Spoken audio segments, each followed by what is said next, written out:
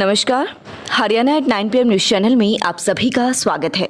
आइए आपको कराते हैं खबरों से अपडेट। खरखोदा सिसाना वासियों ने मंगलवार को बैठकर एक कमेटी का गठन किया है। यह कमेटी बिजली निगम को गांव में बदले जाने वाले बिजली मीटरों की कार्रवाई का विरोध करेगी।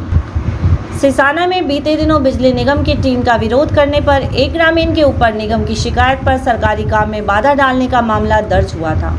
बिजली निगम की तरफ से यह कहते हुए मामला दर्ज करवाया गया था कि उक्त व्यक्ति द्वारा गांव के खराब पड़े बिजली मीटरों को बदलने की कार्रवाई को रोका गया है, जो कि सरकारी काम में बाधा है। मंगलवार को इस विषय को लेकर सिसाना गांव में पंचायत का आयोजन किया गया, जिसमें ग्रामीणों ने फैसला लिया है कि अब ग्रामीण किसी भी स्तर पर बिजली निगम की इस कार्रवाई का विरोध करेंगे। बाकायदा इस विरोध की कार्रवाई के लिए कमेटी का भी गठन कर दिया गया, जिसमें पूर्व सरपंचों से लेकर ब्लॉक समिति सदस्य तक शामिल किए गए। ग्रामीणों का कहना है कि बिजली निगम को गांव में मीटरों को तो बदलने ही नहीं दिया जाएगा, साथ ही ग्रामीणों के ऊपर निगम द्वारा जो मामला दर्ज करवाए गए हैं उन्हें भी निगम को वापस लेना होगा। जल्द ही अगर इस पर निर्णय नहीं लिया जाता है तो दैया खाप की पंचायत बुलाकर आगामी निर्णय लिया जाएगा।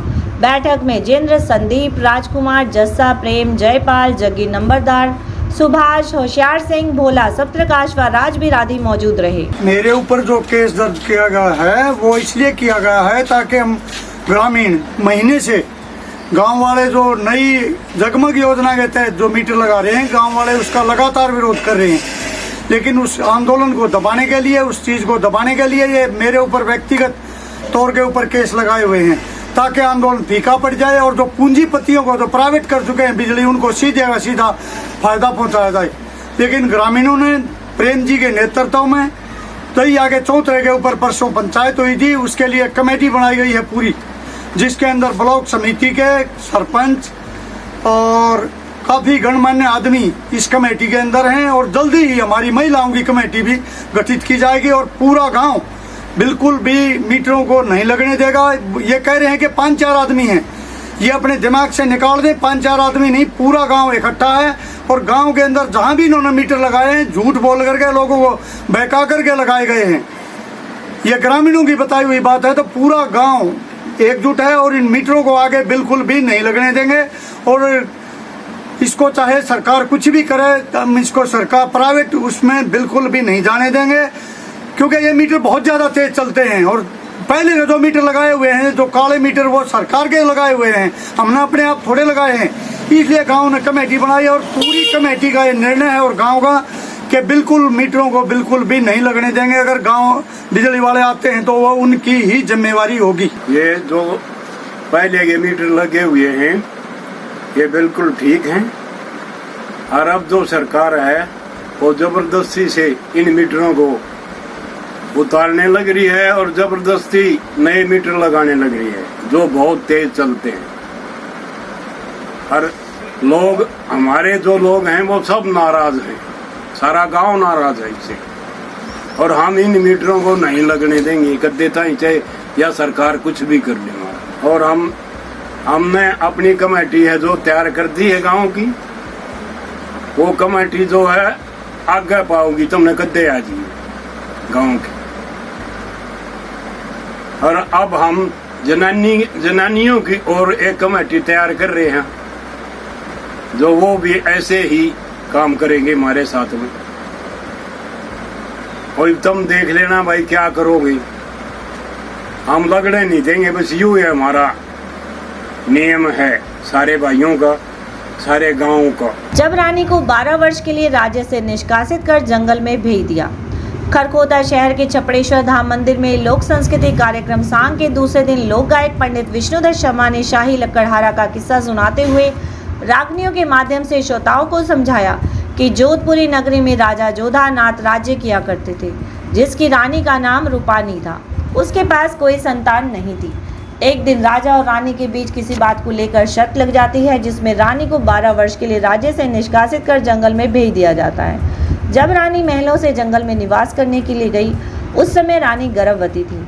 वह जंगल में एक ऋषि के आश्रम में रहने लगी और जंगल से लकड़ियां चुनकर माधोपुर शहर में बेचकर अपना पेट पालने लगी। कुछ समय के बाद रानी के गर्भ से एक पुत्र ने जन्म लिया। ऋषि ने लड़के की हस्तरेखा देखकर उसका नाम शाही लकड़हारा रख दिया। कुछ समय बाद रानी बीमार हो जाती है। उसने एक कागज पर लड़के के पिता, राज्य आदि का नाम लिखकर उसके बाजू पर ताबीज बनाकर बांध देती है। इसके बाद रानी स्वर्ग से धार जाती है और कुछ समय के बाद ऋषि महात्मा भी स्वर्गवासी हो जाते हैं। युवावस्था में शाही लकड़हारा लकड़ियों को लोभी लाल बनिया को देकर अपना भरण पोषण करने लगा। एक अन्य राज्य में राजा राय सिंह की 2 पुत्रियां बीना बेला थी। बीना की शादी शाही लकड़हारे से हो जाती है। जंगल में जाकर वह अपने पति शाही लकड़हारे को सोने का कंगन देकर खाने का सामान व कपड़े मंगाती है। लेकिन जब वीना को पता चलता है कि उसका पति सेठ लोभी लाल को चंदन की लकड़ियां देकर केवल भोजन करता है, तो वह अपने पति को समझाती है कि चंदन लकड़ी काफ़ी बहुमूल्य है और सेठ से पूरा हिसाब कराकर वे दोनों गंगा स्नान को चले जाते हैं। वहां पर डाकू विजय सिंह व जालिम सिंह शाही लकड़हारे का अपहरण करके बंदी बना लेते हैं। राजा जोधानाथ गंगा किनारे बीना को अकेला देखकर अपनी पुत्री मानते हुए अपने साथ महल ले जाते हैं और वहां अपने राज्य में घोषणा करते हैं कि जो भी शाही लकड़हारे की कथा सुनाएगा उसे बहुत बड़ा इनाम दिया जाएगा। इसी दौरान शाही लकड़हारा डाकों के चंगुल से निकलकर कथा सुनाने के लिए राजा के महल में पहुंचकर कथा सुना देता है। कथा सुनकर राजा जोधानाथ को पता चलता है कि शाही लकड़हारा उसी का पुत्र है। राजा को भी यह पता चलता है कि गंगा किनारे से लाई हुई युवती उसकी ही पुत्रवधू है। इसके बाद परिवार सहित शाही लकड़हारा महलों में अपना जीवन व्यतीत करने लगता है। इस किस्से से पतिव्रत धर्म का ज्ञान प्राप्त होता है। इस अवसर पर मंदिर महंत बाबा मोहनदास ब्रह्मचारी, सूर्यदत्त, नरेंद्र प्राशर, विजेंद्र प्राशर, गोविंद, आनंद बरोना, पोनी हसनगढ़, सतवीर शास्त्री, धर्मवीर पटवारी, विपिन, हरीश, राहुल, पार्षद आजाद बोरिया, मोहन दैया व क्षेत्र के अन्य गांव से पहुंचे गणमान्य व्यक्ति उपस्थित रहे। प्रताप सिंह मेमोरियल वरिष्ठ माध्यमिक विद्यालय खरखोदा में मॉक संसद संगोष्ठी का आयोजन किया गया। इस गतिविधि के दौरान संसद की रूपरेखा अनुसार शपथ ग्रहण, निधन संबंधी उल्लेख, प्रधानमंत्री द्वारा नए मंत्रियों का परिचय, प्रश्नकाल, शून्यकाल, सभा पटल पर रखे जाने वाले कागजात, विशेष अधिकारी, हनन प्रस्ताव, ध्यान आकर्षण प्रस्ताव, कार्य रोको प्रस्ताव, विदेशी प्रतिनिधि मंडल का स्वागत, विधायी कार्य, 3 तलाक विधेयक 2019 आदि गतिविधियां की गई। कक्षा 10वीं से वंशिका से लोकसभा सभापति, नमिता ने सचिव, प्रियांशु ने प्रधानमंत्री, प्रीत ने गृह मंत्री, दीपांशु ने रक्षा मंत्री, उमेश ने परिवहन मंत्री का रोल अदा किया। विपक्ष से सृष्टि, सरयू, राहुल, जितेश, योगेश, पवित्र ने रोल अदा किया।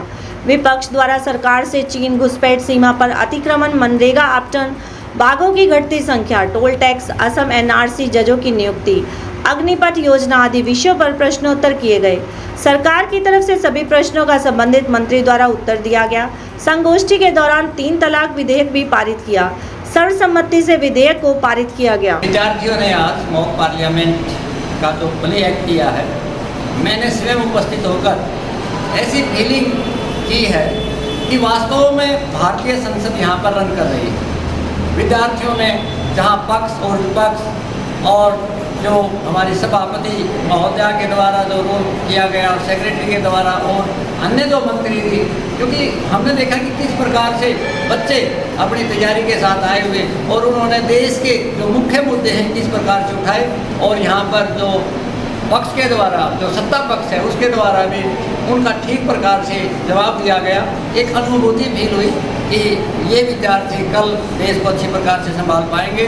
धन्यवाद। में बच्चों ने ये देखा है कि किस तरह से क्वेश्चन आर स्टार्ट किए जाते हैं। जो सांसद होते हैं पार्लियामेंट में वो किस तरह से क्वेश्चन पूछते हैं, उनका आंसर कैसे दिया जाता है, उन सारे सवालों के क्वेश्चनों के जो सवाल जो आंसर होते हैं वो सभी किस तरह से एक्सप्लेनेशन की जाती है, वो सारी बातें हमने इस प्ले में किया है। ट्यूलिप हॉस्पिटल सोनीपत एनसीआर का विश्वसनीय एवं हार्ट अटैक ओटी से युक्त हॉस्पिटल आपकी सेवा में 24 घंटे उपलब्ध। हृदय रोग विशेषज्ञ डॉक्टर अनुराग अरोड़ा व डॉक्टर अनुपमा सेठी अरोड़ा द्वारा संचालित ट्यूलिप हॉस्पिटल, विवेकानंद चौक, सोनीपत। और साथ ही सर सबसे अच्छा लगा जो स्कूल के अंदर सर जो यहाँ पर खाना था वो हमने देखा जो बिल्कुल देसी होता है सर, जो एक खिलाड़ी के लिए चाहिए वो, क्योंकि ये एक आइडल है सर सबके लिए।